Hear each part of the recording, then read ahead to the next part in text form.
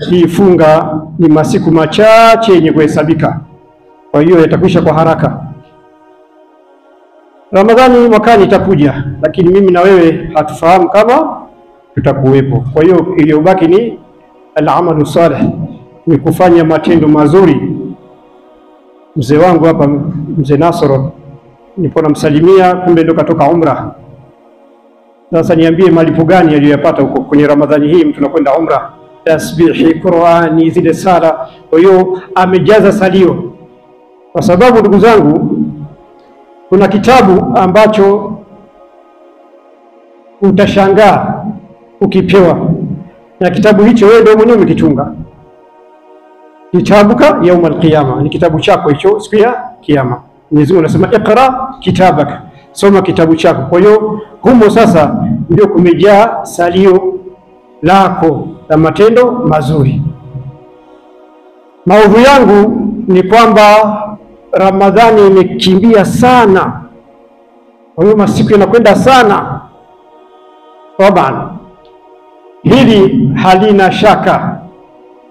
Hata hao shirika la anga la kimataifa NASA Marekani, wana mavyombo aqmaru sinaia na satellite kwa juu, wamefuatilia mwenendo wa jua Ash-Shams, sababu kwenye Qur'ani Mwenyezi Mungu anasema wa kullun fi falakin yasbahun, vyote sayari, dunia yetu yote inazunguka. Sasa walipofanya utafiti wakasema jua linakwenda spidi mno. Kilomita ngapi? Kilomita 150 kwa sekunde.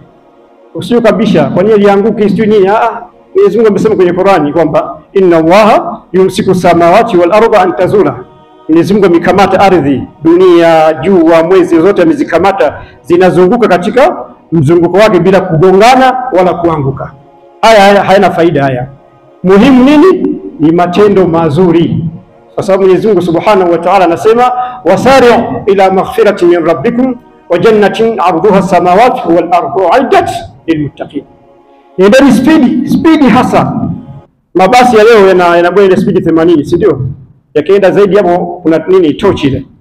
Kwa hiyo imepewa nini, speed maalum, lakini Qur'ani hii inasema uende speed sana. Kwenye nini? Kutaka msamaha kwa Mwenyezi Mungu, kumtii Mwenyezi Mungu, kumdhukuru Mwenyezi Mungu, kumsalia Bwana Mtume Muhammad sallallahu alaihi wasallam kwa wingi, ili nini? Upate pepo.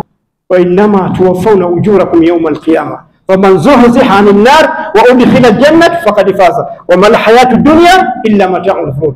Hayakuwa maisha haya dunia ni starehe ndogo tu, umiliki utovomiliki makasri sima nini, ukionyeshwa ile pepo ile. Imamu hapa amesoma kuhusu nabii Musa, si ndio? Na Firaun. Tuna kisa mnakifahamu, wale wachawi wale. Kuna kipindi walisujudu. Firaun akakasirika sana, akasema nani ametoa amri ya kusujudu hii? Kumbe waliposujudu, Ibn Abbas anasema Mwenyezi Mungu arahum manazilahum fi janna, waliposujudu ile ukaja usingizi, wakaonyeshwa makasri ya peponi yale, yani amna mfano wake. Walipoinuka hivi wakamwambia Firauni, wewe tuhukumu, wewe hapa duniani, sisi tunataka akhera. Assalamu alaykum wa rahmatullahi wa barakatuh.